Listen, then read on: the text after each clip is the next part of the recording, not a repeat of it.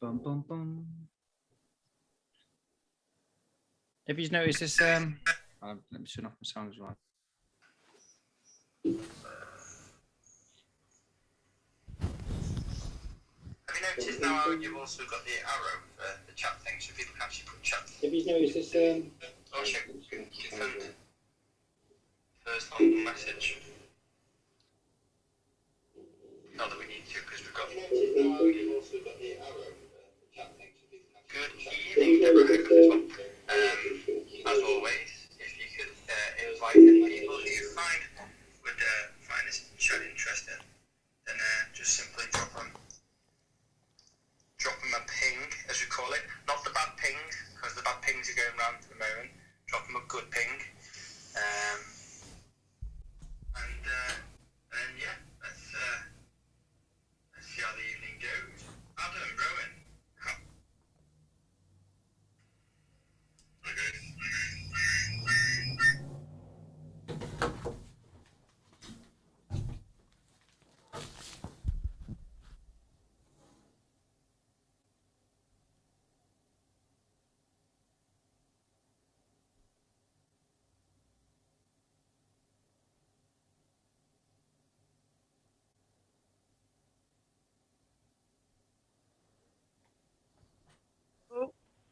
Is he there?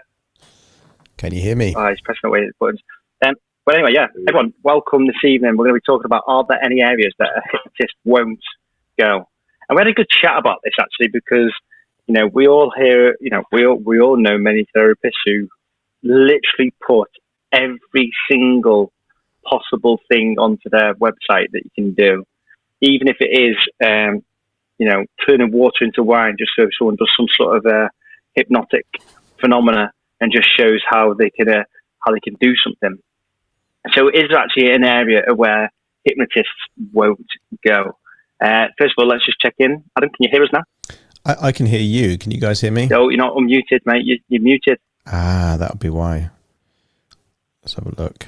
Tap it away. Right. There we go. I think I'm coming through on the... Maybe I'm just coming through on the phone. No, you're not. Definitely not. Okay, perfect. Yeah, to answer this question, I think there's a couple of broad areas where hypnotists won't go, not necessarily because they can't go, but because they won't really want to go. And I think one area is based on competency. So if there's an area that they're not very good at, and perhaps they think that someone is better equipped to go there, then in my opinion, that's the good thing about the hypnosis profession, is that we're really happy to give each other referrals. So if people know me for being good at a particular thing and I think you're great at something else, then the outcome of us referring clients to each other means the client is better off, because not that we're all scrambling for any client that we perceive to be a hypnosis client, but we're kind of steering it in the right kind of direction so that the client is better off, and therefore the industry of hypnosis is kind of better off for that. So I think that's an area worth discussing. And I think the other area is not just avoiding areas where we perceive ourselves to be less competent in, but also based on integrity. And I think if clients ask us to do something that don't really align with our values, or don't really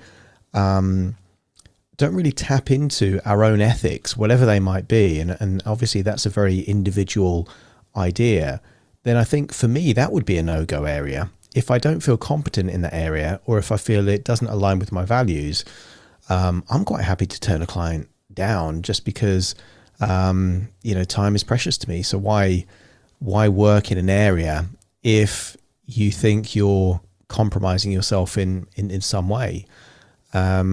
I guess that's my take on it. And obviously for anyone in the room right now, if you've got any thoughts about the kind of things that you won't do, it'd be good to know why, because it might be that there's an entirely different reason outside of integrity or competency that you just won't go in that particular direction.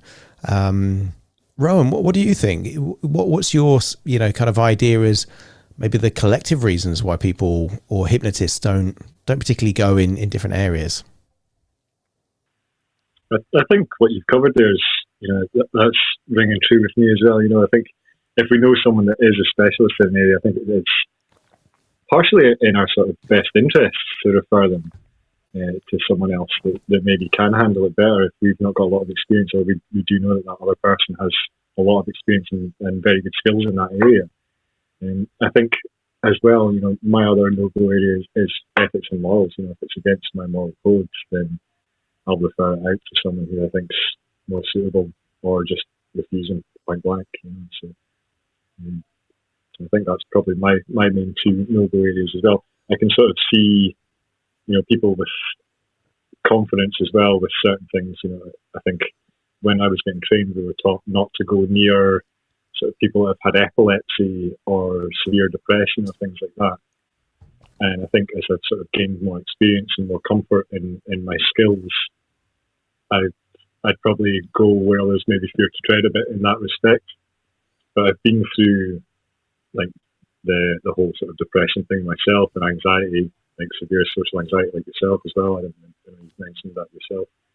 So I think having seen both sides of the coin, so to speak, in that respect, I think it's slightly easier to understand where someone's coming from and be sensitive to their needs when they're dealing with depression and things like that. But I do know that's a sort of area that people are sometimes a little bit sort of wary to go into. And I think the epilepsy side of things as well is probably an area that people are a little bit unsure of, just because of the possibility of seizures. But if you've had first aid training, then I think that's reasonably safe to go there. I think another category that we could throw into the mix there, outside of competency and ethics, is potentially how familiar you are with the people that you work with. Some hypnotists are very much against the idea of working with maybe their partner or close family members, because there's too much pre-existing knowledge or associations. And I had a client recently that said, he said, well, you must have no problems whatsoever. This is on the back of a really good session with them. And he said, like, everyone you just must be able to help them straight away. And I said, well, look, you see me just as a hypnotist. You've heard my podcast. You've kind of seen me in the session. That's the majority of your associations with me are in that context. Whereas, my parents, for example, or, let's say my immediate family, they've got entirely different preconceived ideas about who I am and how I work. So my personal stance is that I rarely work with people that I know well. If it's kind of like secondary family, like, cousins and uncles, completely fine. But I think direct family members, there's other things that are going to be processed rather than just, you as a therapist helping them. What's your thoughts on that, Graham? Is working with family members a no-go area for you? So I've got a bit of a controversial bit to this, because I have worked with family members before, because one, I had to learn somewhere, and two, there was something that needed work doing with. So I took up the chance, but I didn't necessarily have a great result. I never got the results that I wanted to. And when it comes to what I said about being controversial a little bit, is because back to what I said, when you first start, how do you know where you're going to become your niche? Now, I understand about competency and confidence, but that's always got to be found somewhere. And sometimes, let's face it, if you go to a hypnosis convention, 99% of the presentations, although they're all different niches, if you actually sit back and listen, it's all the same thing. At the end of the day, hypnosis is the fact of utilizing trance or some sort of submodality to change some area into what something else is. So you've got to be able to test things. Now, that's not saying that I would absolutely go for any sort of session, and I definitely wouldn't go out of something completely out of my comfort zone. But when I very first started I had to go out of my comfort zone. I hope that makes sense, because you have to find your way. So, but that said, the only time I went out of my comfort zone was the classic weight loss phobia and anxiety sort of remit. But eventually you start getting these different sessions coming through of where people want to work on different areas to do with the phobias or different areas to do with weight loss and things. And you also wonder about how to add different things. You know, as you're doing questions to ask people, if you find these different areas, all of a sudden let's say, for example, you all of a sudden find someone who's menopausal, and you think, oh my God, how do I work with that? And you have to then obviously, find a way of either challenge yourself to work with it a little bit or suggest that, look, I can work with it. It's not my expertise. However, or I can signpost to someone. Obviously, at that point they say, oh yeah, I'd like you to work with you because I've enjoyed working with you so far. Then that's the bit there of what is it you do. Is there anything that you won't do? Would you still be thinking then that it's the client's assistance, which is in first mind? And you know, at the end of the day, you're just going to be putting some suggestions in place, which you can easily test and adjust with some sort of convincers of something, and you'd know where you stand. How does that stand between either of you two? I'll throw it to Rowan actually, because how does that stand for you, Rowan?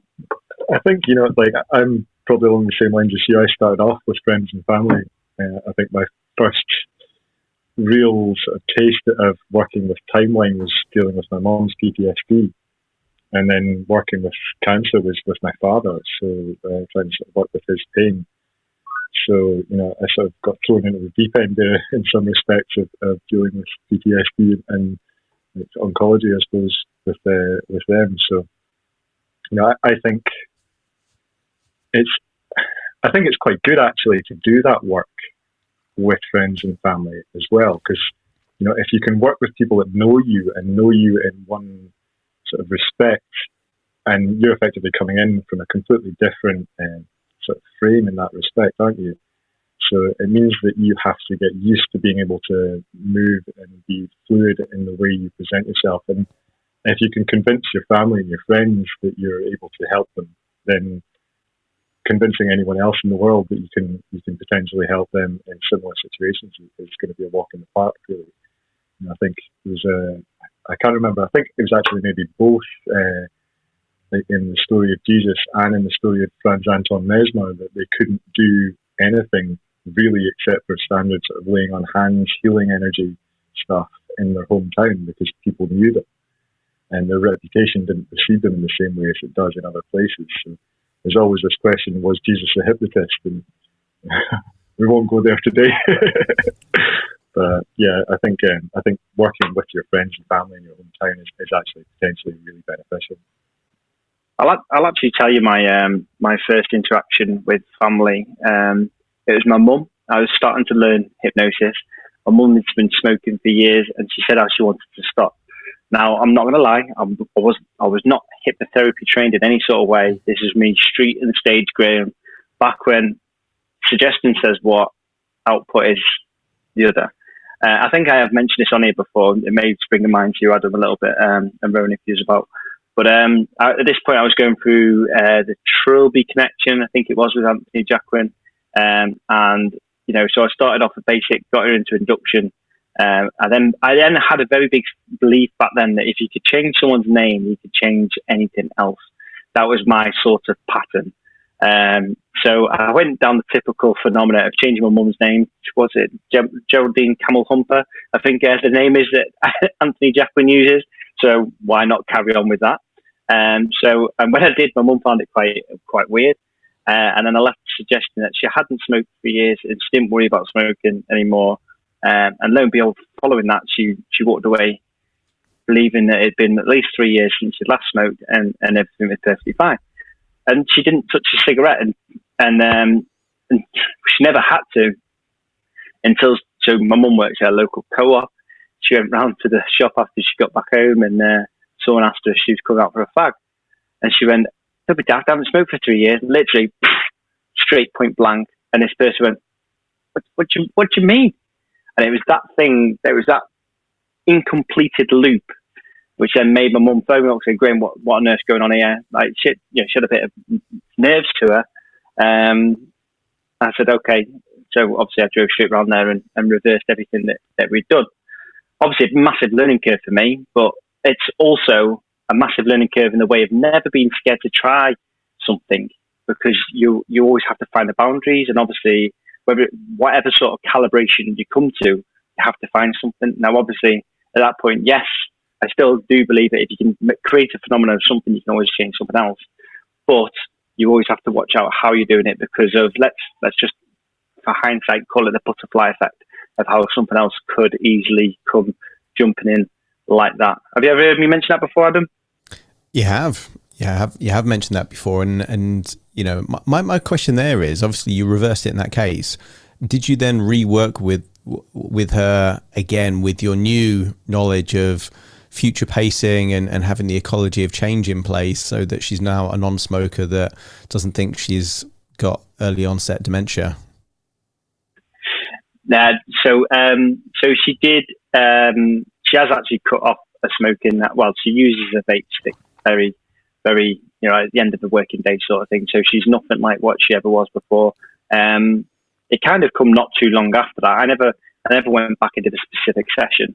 I just, we kind of left it there at that point. And obviously the natural, don't go near me again sort of thing, set in place. So I'd always, if family ever asked me, I'd always throw my hand up straight away. I'd never, and in some cases it would depend on what the level is of where it is to go to. If it's family, family's thicker than many things.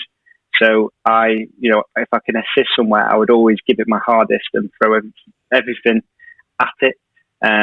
Obviously I would also recommend as well, but if it's something there at that moment that I can assist with, I would always try. And I think that just comes down to my deep rooted values.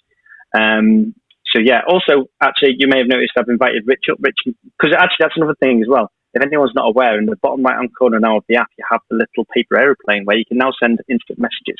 So if you do have a question or anything that you wish to, you can either raise your paw print, or if you're not too happy to raise your paw print and come and have a chat with us, you can always post us a message and we'll happily read it out. Just to remind anyone, we are recording this. We put it out on YouTube, so you can catch up later on at your own expense. So, Rich, please just let the other guys know what your question was. Yeah, good evening. Basically, you mentioned about working with people with epilepsy or depression, and I was wondering how, if you're working with somebody who has epilepsy online and they go into a seizure and there's no one around, how would you deal with that? And that's me. I'd be happy to say straight away, if I found out someone was epileptic, I wouldn't be going near them other than one-to-one. Just due to that factor of you've got to look at the safeguarding value. For epilepsy, I'd happily work with people with epilepsy. I have worked with people before, providing you have an understanding of how, you need to have a good sit down with them and understand what their epilepsy is. If you believe it's anything too serious, you need to write a doctor's note with an open-ended doctor's note to say that if I haven't heard back from you in 2 weeks, I'll say that this is clear writing for me to be able to go ahead with work, and there's nothing serious, because then you're kind of you're not putting it onto the shoulders of the doctor. But if they were to get there, even if it's a receptionist to get that letter and see it, they go, well, this is a red flag. We do need to contact that person because this person's seizures could go into any direction. Have either of you two got anything? I think I would just put the caveat that if they had a carer with them that was used to working with them in that way, then I would potentially work with them online. But as you say, Graham, I wouldn't go there if there wasn't definitely a carer on site with them or one-to-one. I'd agree with that. I worked with a epileptic child for one of my spider workshops, but he was about, I think, 11 or 12, but his mum was there. And we did a little bit of evaluation, like how frequently are the seizures, literally 1 or 2 a year, what tends to be the environment that causes them. So we were aware of the lay of the land, and also, that his mum knew what to do if he had a seizure. So I think it's just kind of, one, being prepared, and secondly, having a bit of a contingency that, if something happens, is there a point of contact that has helped before that they can actually do something, and just the frequency and things like that. I think it's, it's the same as if it was you're working with a client that, has, had a history of, I don't know, heart murmurs or something like that, you would have a similar level, I think, of due diligence and preparation just so you can minimize the risk. Rich, have you worked with anyone with epilepsy? No, I've not worked with anybody, actually. I was just more curious as to what you guys would do with it. That's all. It may be useful for people in the audience as well. Yeah, I appreciate the question there, Rich. Yeah, thank you for that.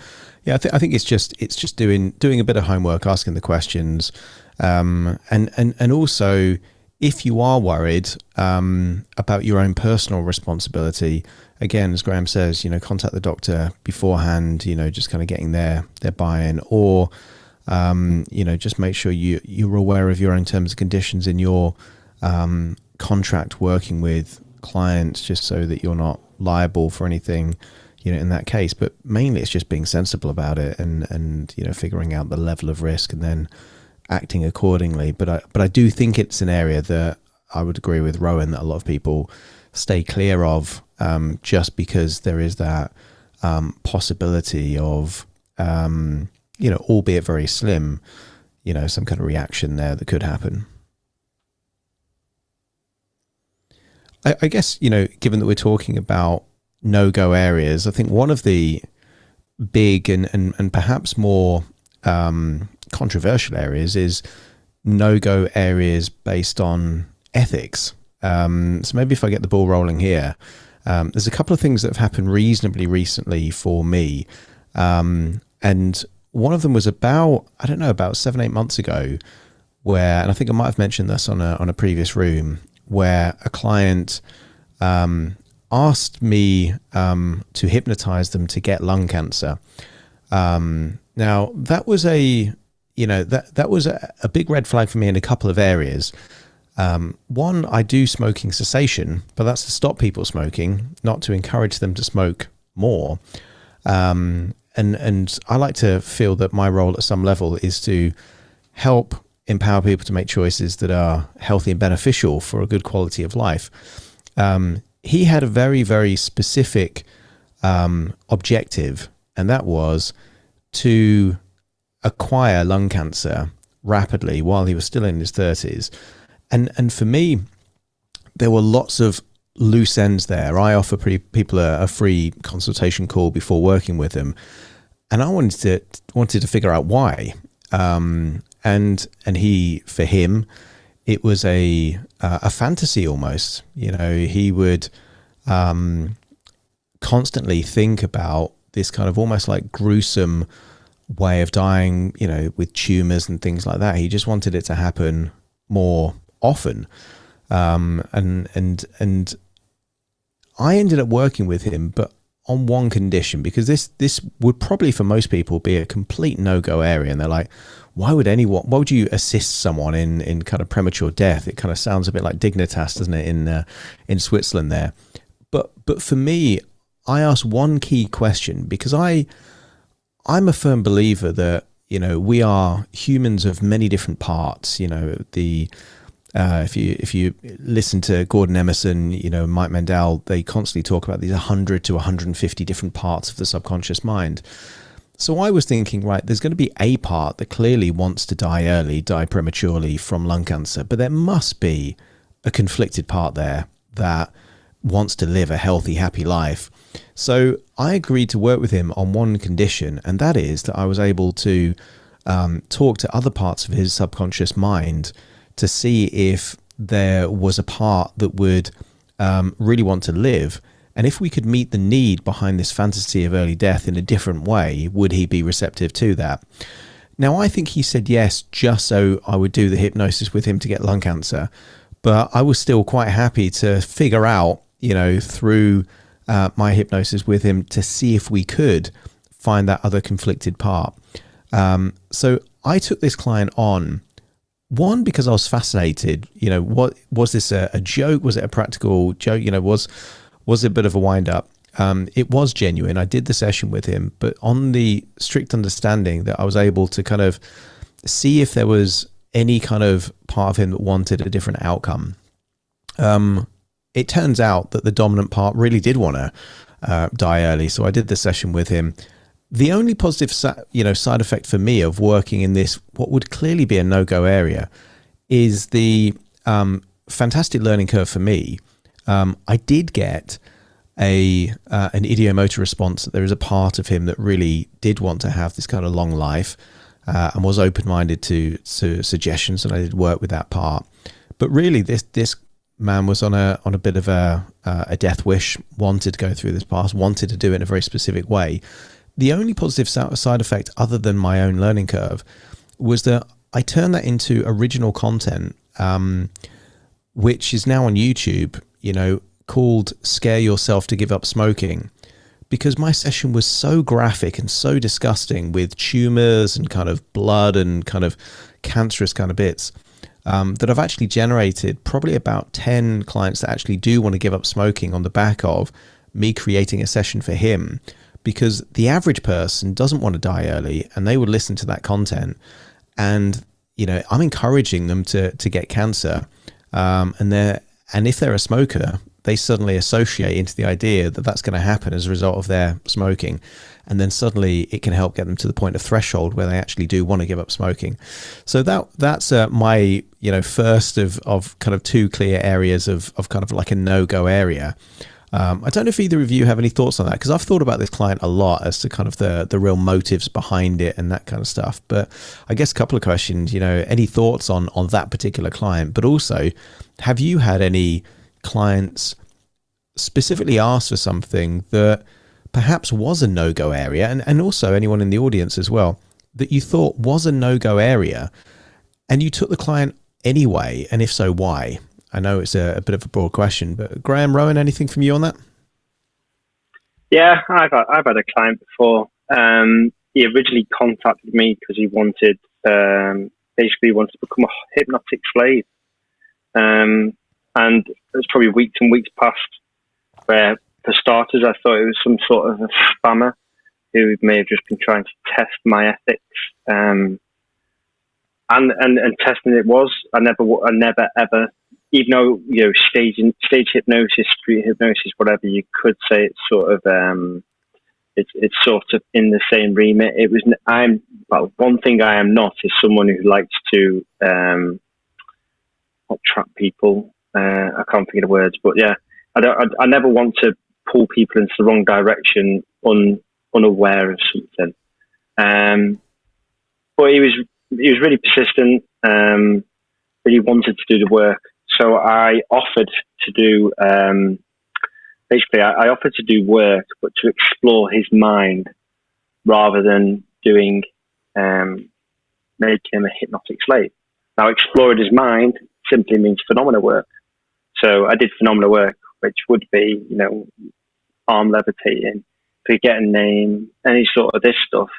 If he wanted to take it away, that during that period he was classed as anything, then he could class that in his own mind. I made it a specific point that I will happily demonstrate hypnosis. We'll go for this period. I'll also do some form of therapy to give you more confidence, working in different areas. And I also made a stipulation that during the sessions, I will be doing it, because it was via Zoom anyway. I said I will be recording them, so that you can never claim to anyone that I have been doing that sort of work. Have you ever heard of Signable at all? Have you ever heard of Signable? It's basically an online document which you can get them to sign online. I think it costs £1 a contract. So I even knocked up, because it was something that we used in the UKHA for the kinetic shift course. I knocked up a contract to stipulate that it was not mind control of any sort, all these different situations. And I even put a stipulation in there that if I was made to feel uncomfortable, because just in case it was a person who maybe got horny from this sort of stuff, that I had the right to terminate the session at that point as well. So I took the client on because it fell within my remit of phenomena and stuff, which I've always done before. But I was also able to play with the work to partially assist what they wanted. Pretty much exactly what you said, Adam. You assisted towards what they wanted, but without the full want, but within an agreed terms for both of you. Does that make sense? I hope that's good. Totally makes sense to me. I think it has to align with your values. Rowan, what's your thoughts on that? I just I must be really boring up here in Scotland because I don't get any clients like this. But I think my curiosity would be the same as you guys. I would probably be eager to at least sit down and have a decent conversation with his unconscious and find out what was going on there. But whether I would actually do any work with him, I would sort of, I would hold back on that, I think, until I knew a little bit more about the individual. And I record all my Zoom sessions. They're all stored in the cloud. So that's the standard. If anyone's working with me, it just gets recorded. Yeah, I think there's a big difference between your intention as a hypnotist and then the outcome of your hypnosis work on the individual. Because a client could come to you and say, right, I just want real motivation and determination. Like, I've got these big goals that I want to do, and I just want to have the ability to, really go out and do these goals. You could work with that client, and then it turns out they're a serial killer, and you've just helped them become really, really motivated to do something that you would never agree with had you known the wider story. So, it reminds me actually of an anecdote that Tony Robbins talks about on one of his events, that actually a guy came up to him and said, oh, Tony, I love your work. You've really motivated me to do lots of different things. Turns out the guy was a pimp, and actually he'd had loads and loads of, kind of women working with him. He'd built an empire based on the kind of the go-getting mentality of Tony Robbins. I think as therapists, we can't really know what the true motives or the true intentions really are of the clients that we're working with. And actually, it becomes really easy sometimes if the client volunteers information that doesn't align with our values, then of course we can say yes, we wouldn't work with them. But what if they don't? What if they want to be more resourceful, or if they want to be addicted to certain things? What if a client comes to us and said, right, I want to stop feeling guilty and remorseful, but they're abusing their children and beating up their partner? I think sometimes we can't really fully know the wider context, but if we did know that wider context, it'd be super easy to figure out the no-go areas. Interested to know your thoughts in the audience. Have you turned a client down? Is there any work that you've done a bit of, and because of your experience, you won't do that kind of stuff anymore? Are there any ethical lines that you simply won't cross no matter what the circumstances are? If so, raise your hand. It'd be good to get you up here. And obviously, please respect the confidentiality of the clients. We've mentioned a few examples here, but certainly not giving away any names of clients or any details that would lead to who they are. But if you have anything like that, definitely let us know. Welcome up, Steve. Oh, hang on. Good evening. Sorry, turn my microphone off. I've had 3 clients in the last year who've come to me with what you'd best describe as alien abduction scenarios in their life. And they've wanted me to regress them. And having looked into the history and the literature on this, I don't know if any of you are familiar with the work of Bud Hopkins, I turned them down on that. I did help one of them because he also had some, what you might describe as more supernatural, in terms of like ghost type stuff going on, or claimed it was going on in his life. And we worked on his anxiety. Now, this guy had been through a mental health team. He didn't have schizophrenia or TLE or anything like that. So I think all 3 of them actually were quite sincere. But no, I won't go into regression on that sort of thing. Very, very fair. Sorry, go on. Yeah, that's I was just going to say that's great, and having 3 in the last year, I can tell now that Rowan's probably settled there, saying, "Where are these people? I want to play. I want to be able to experience this stuff as well." But that's really, really specific and quite a strange one for you there, Steve. It's one to definitely get working on. Have you ever had a client that maybe you've started with doing one thing and then had a different request afterwards. That goes up to everyone, actually. Like, they've started off, let's say they've come to you for weight loss, and all of a sudden, boom, they drop, after a couple of sessions, they drop something in, which maybe could be completely different as well. Yeah, I think that's, I mean, as Carl Smith's always saying, well, not just Carl, the problem is never the problem. And I've had plenty of people who started off as weight loss, and then it's gone on to sort of more general anxiety issues, problems from childhood and that sort of thing. Yeah, I think that's very common. Yeah, absolutely. Yeah, especially in them sort of remit.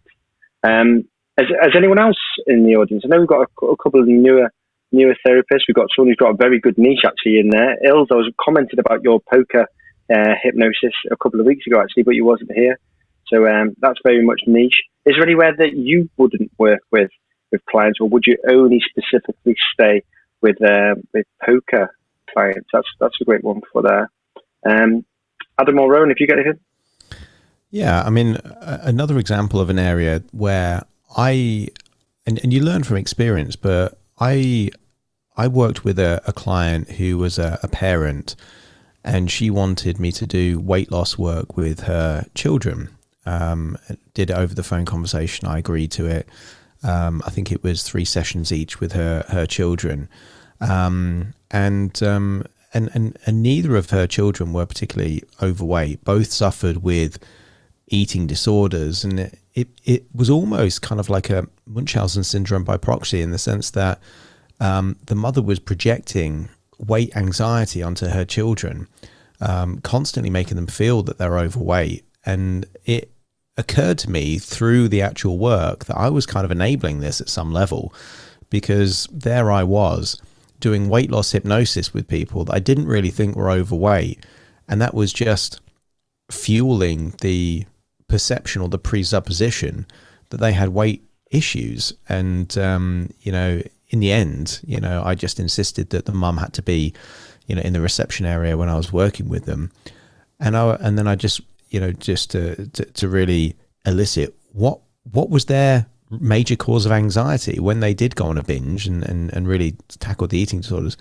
What was behind it? And it was huge amounts of anxiety, huge amounts of conflict, huge amounts of pressure. So I started working with each of them individually, just to kind of say, right, what is it that you really want to do? What is it that you would feel more resourceful? What would reduce anxiety in your life? So what started off as weight loss hypnosis very quickly became boosting confidence, making them feel more resourceful, more empowered. But what I decided is that I wasn't going to be the tool in this controlling mother's toolkit, in the sense of doing weight loss hypnosis to teenage girls that I really didn't think needed it. What they did need, I was happy to help them with. And it was only a few weeks after that I had another mum get in contact with me to do weight loss on her 6-year-old or 7-year-old. And in that initial session when I was working with her, I said, well, look, a 6 or 7-year-old can't, buy their own food, can't do that kind of stuff. So, it's really a case of me helping the mum set boundaries so that, the child respects those boundaries. And it was really the child throwing massive tantrums whenever they didn't get, fizzy drinks and things. But, it was the mum that needed the hypnosis, not the child. So there's a no-go area for me, I think, is kind of working with parents that seem to have an agenda. For me, the client is whoever I'm working with in the room, not the person that's paying. And I think that's an important kind of line in the sand for me, is to kind of help the people that really need the help, if that makes any sense to anyone. Absolutely. And I believe if ever I've got a parent asking for a child's work, and I regularly work with children, I quite enjoy it as well, because I like producing the magical outcome for them. That I've many times I've had to tell the parent off because of the work. One of the very first clients I ever worked with, it was an anxiety of going to bed.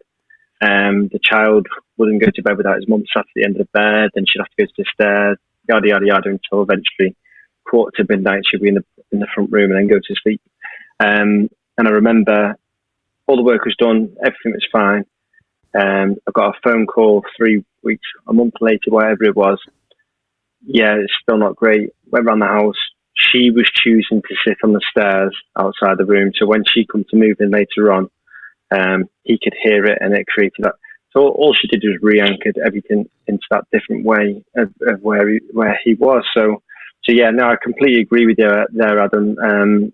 Sometimes, yeah, the parents have got to be questioning for everything because they're clearly pushing stuff in that position. Ills, welcome up. Do you want to introduce yourself to everyone and just talk a little bit about your niche and whether there's any areas you won't go? Oh, she's there. I don't think she is. We'll come back. I saw her drop out a couple of times. So Yeah. Maybe Catherine, you could... Kath, have you got what would you like to share? Oh, just when Adam was talking, I remembered that Matthew Pike had recommended me to somebody, and when they phoned up, it was supposed to be about grief.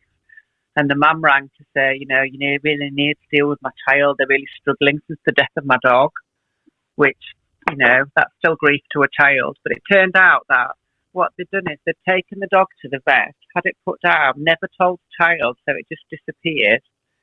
And then they'd never done anything. They hadn't had any sort of little, like little ceremony or anything. So the poor child didn't even understand what had happened to the dog, and then was really struggling with it. So That's horrendous.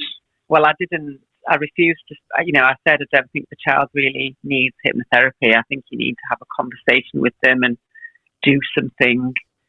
I can remember I had to sing Twinkle, Twinkle, Little Star when the goldfish died, because I don't really know what you do when they're like 5. I couldn't think of an appropriate song, but I remember that we did something and ceremoniously buried it in a shoebox and wrote it a card and that, So I refused to, have that child as a client because the problem was the parent.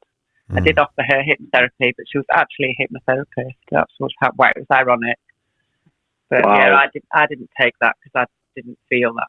I think the problem was with her in the first place, about her attachment to the dog. But to do that to a child and not understand the concept of that, what that effect would have on a child, I think some of that comes to the factor as well that even from what you said, then even if a goldfish died, basically, if you look at it, you went through your own induction / therapy sense, the whole ritual of getting a box, writing the letter, everything like that. And then the final suggestion would have been, right, say farewell. It's all done. It's now gone to heaven, whatever your terminology was. So in that whole principle of going through it, it's there. Whereas this other child has clearly got a pattern interrupt, not knowing which way left or right at all. And that's such a relatable experience. I think for any parents, it might, as hard as it is to lose a child, I would imagine it must be worse at some level if a child goes missing and you just never know where they are ever again, like Madeleine McCann type of situation.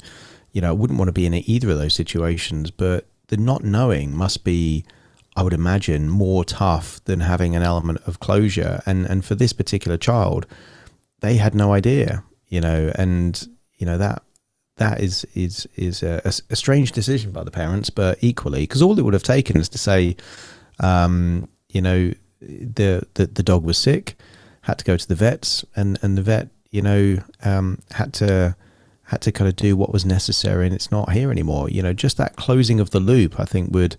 But absolutely right, Kath. It certainly wasn't hypnosis that was required, but more just closing an open loop, really. So they've done strange things as well, like they've got the dog's ashes in a picture on the wall or something as well. But they didn't explain that to the child either, so I didn't understand that. Yeah. I mean, you can understand the good intention, because if they worried about the child having like a sad reaction, that might be a reason, maybe the positive intention behind it is that they didn't want to see them upset, and then they wanted you to be the bearer of the bad news, if that makes sense. So I can kind of get it from that point of view, but it seems to be kind of like solving a... No, it was about 6 months later. So they still hadn't... It's because they didn't deal with it that the child was having problems. Right, I see. Yeah, because they just don't know. I mean, I can relate to that in some cases, because my cat, we had a cat for a very long time, and the cat just one day walked off and never came back.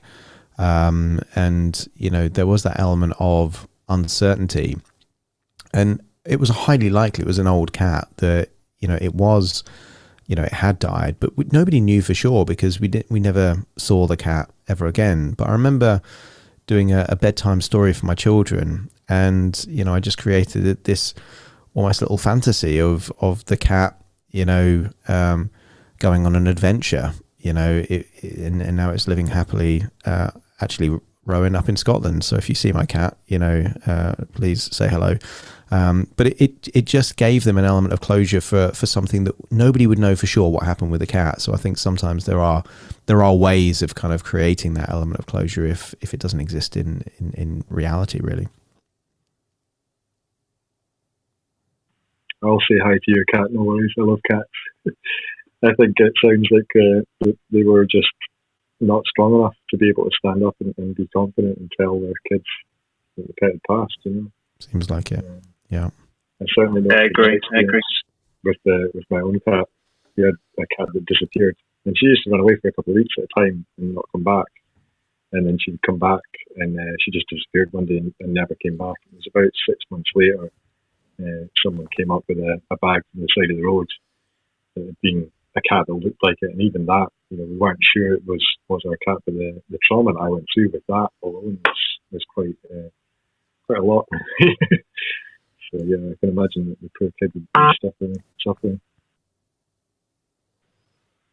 Yeah, absolutely. And thanks for sharing that, Kath. I think that makes it a very, very, very great point. You'd already been recommended because of something, which then obviously ended up turning out to be something completely different. And I think we all agree anyway that you definitely took the right move for that.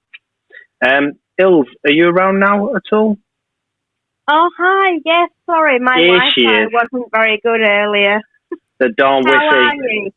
Decent. Yeah, I was just saying to people before, obviously, I briefly, because someone asked about a specific niche, someone who's got an interesting niche, and I actually mentioned you a couple of weeks ago. Explain to people what you like to work with. Fantastic. I'm a poker performance coach. I help poker players improve their poker performance by focusing on their mindset. But what you were talking about earlier as to like what other topics, you know, what other issues have I covered from dealing with poker players? It's been quite extraordinary. I've started specialising with menopause because my clients have expressed a concern how the symptoms of menopause have affected their poker progress. Wow, that's obviously that's something that. What's that just like? They find that they're having some sort of imbalance. It's basically dealing with hot flushes at the table and replacing them with royal flushes. Brilliant, love that. And also, not only menopause, I've also been studying a lot about money blocks, which comes into a lot of tournament play and progression in tournaments. What about obviously gambling addictions? Do you work anything towards that? Because surely you've got quite a few people who really want to go for it in poker, but maybe not realising that that they've actually got some sort of an addiction or something. Yeah, I don't tend to work with addiction. I tend to work with people that have mastered the technical game, that play professionally, and that want to improve on their mental game, not ones that have gotten into a lot of trouble. I mean, obviously, if there are warning signs like that, then we would work on issues like that. That would be classed as like having a downswing for them. You know, a series of downswings may get them to feel like that if it became a serious issue. That's great. Yeah, no, it's really good. And I think it's really good as well because obviously just that factor of the whole niche thing really to be able to find someone who actually within here who's been displaying just having something which I don't think I've known anyone else who is a poker performance coach. So, Els, thank you very much for joining us. Thank you very much for having me. Have you ever heard of any other stories that you know of that, or any other topics you may have heard from someone that you thought, nah, I definitely wouldn't want to go near that? Oh, yeah. Here we go. I think you can tell by my laugh, really, what I'm thinking about. A few of my friends on the Jacqueline course have done Kaz Riley's course, and it's like on sexual hypnosis, and no, it's not for me. It's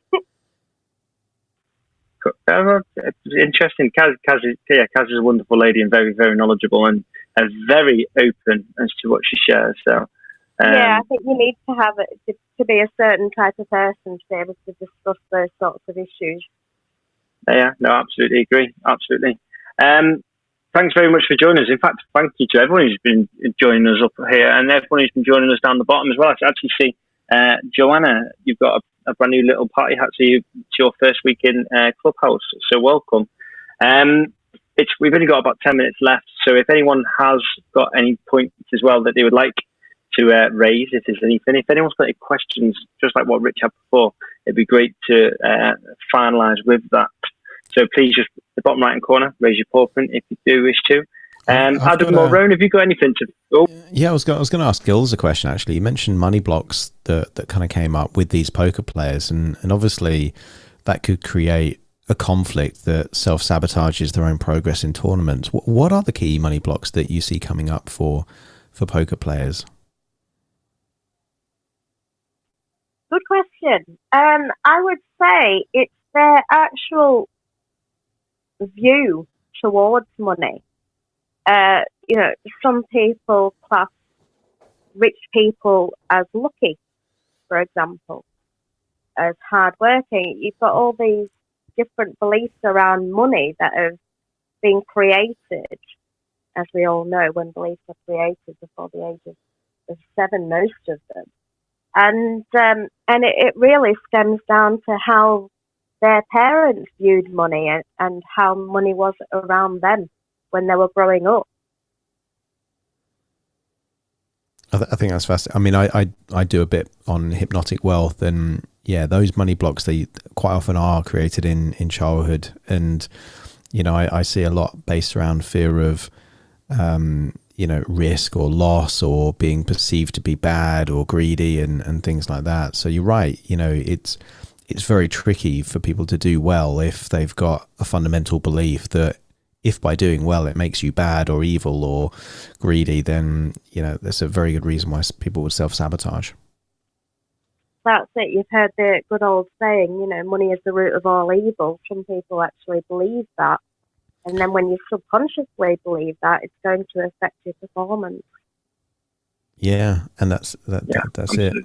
Yeah, and I think the actual quote from the Bible is the love of money is the root of all evil. Not even money is the root of all evil, but beliefs are based around whatever people perceive them to be, and they make those generalizations, and then that kind of pans out, throughout their life in a ripple effect.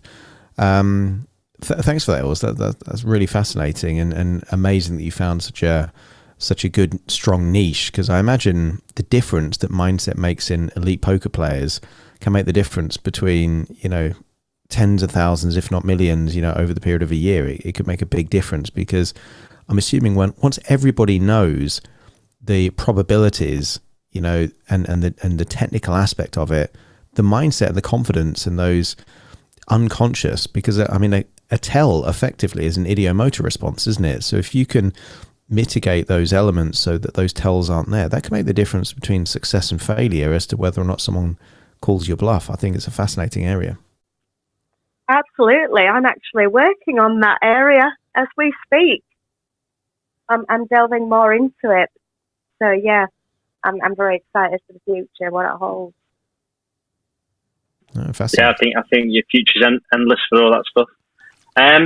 But yeah, no, thanks everyone for whoever shared some bits and bobs, and literally just for listening as well. So yeah, it's been really great. Another week, and even more content.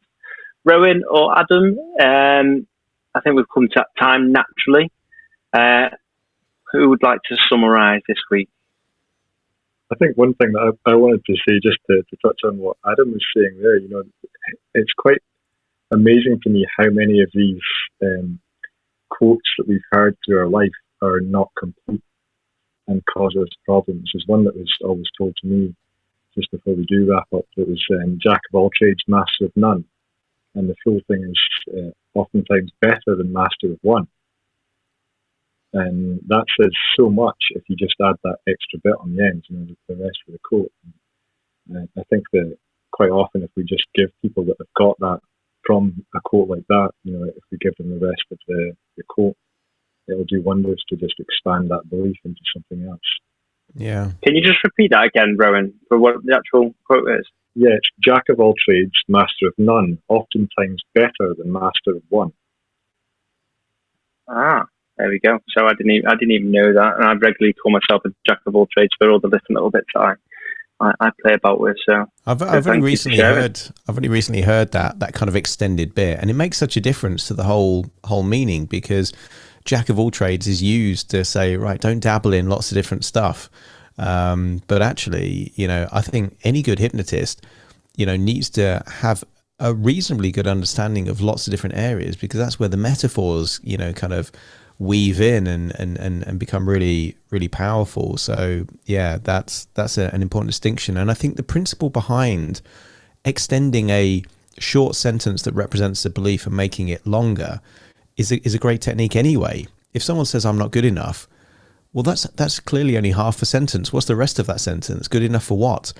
And if you get them to extend the sentence, then suddenly it doesn't have anywhere near as much power in terms of generalization, because not good enough, well, that's a huge generalization. But yeah, you're probably not good enough to make a space rocket, but you probably are good enough to kind of have good relationships with, the people around you. So extending that kind of half the sentence is an important bit. I guess in my summary... Sorry, what was that, Ron? Just put a yet on the end does so much. It's not good enough yet. Can't fly a plane yet. Not a millionaire yet. So that's a lovely distinction. And that's exactly how I've become a jack of all trades in life. Literally, I look at everything and I believe that if another human being can do it, then so can I. Yes, it may take me longer than other people, because some people are more talented in them ways, but provided I dedicate 30 minutes a day, I will get there eventually. Yeah, it's a powerful belief. I also share that belief that anything that anyone else knows how to do, then I have the ability to learn it if I'm committed enough. However, there was a point in my life where I tried to dabble in everything, which now I own, a couple of different businesses. I've now gone full circle, and now I try and find other people that are good at that thing, so I don't have to do all these different things. But it's a powerful principle. In summarizing today's Clubhouse room, are there any areas that hypnotists won't go? Yeah, there's loads of areas, and quite right too. If you're a hypnotist and you've got competency in grief, as Kath does, or in elite poker players' mindset, as Ilse does, then, focus on those areas and kind of refer out in the areas that you're not so strong on. And that's a very good reason not to go there. If it clashes with your integrity, your values, your own intuition as to what's right, morally or ethically, good reason not to go there. And if you feel like there is some kind of, secondary gain by you working like negatively, if you're working with friends and family, as another good reason not to go there. And I think this is the great thing about hypnotists and hypnotherapists. We get to choose who we work with. And I think all the very best hypnotherapists take a lot of pride in being discerning with their clients. And I think if you are the kind of hypnotherapist that will work with anyone for any reason, one, you're probably not going to be great at that area because you're going to spread yourself too thin. And you won't develop the distinctions necessary. But also, you're going to be compromising on your values, which, for me, metaphorically, is putting a limit on how much you can do. If you compromise your values, you might only be able to get to gear 3 and never really get that well, because there is going to be some kind of inner conflict aligned there. So are there any areas that hypnotists won't go? Yeah, loads of them, but probably for good reasons. Hear, hear, hear, hear. So everyone, it's come to that time. Rowan, was there anything you wanted to quickly say? I was just doing the here as well. I think that summed it up really nicely. Fantastic. Well, He thanks is good with everyone. his words, isn't he? I'm a wordsmith, as we've learnt this week, with my Grammarly and that kind of stuff. Thank you everyone for joining us this week. It's been a really fascinating conversation, and thank you for everyone that did join us up on stage. But equally, if you didn't and you just listened, really appreciate your support and any findings. If you are interested to learn more about any of us, click on our bios. You've probably got a link to our Instagram page and something like that. Feel free to give us a follow. And also, if you follow the room, you'll be notified of any future events. But every Thursday, 9 o'clock, we'll be doing a session here, and you get to influence the topic. So if you do want to suggest a particular topic that we can talk about, feel free to DM us on Insta, and we'll consider that for a topic for a future room. But from me, thank you very much for joining us today. Thanks very much, everyone. See you all soon. And just remember, it will also be on YouTube. So keep an eye out on our Facebook groups and where you can find it too. Yeah, thanks, everyone. Cheerio. Bye. Take care. Bye-bye. Bye-bye.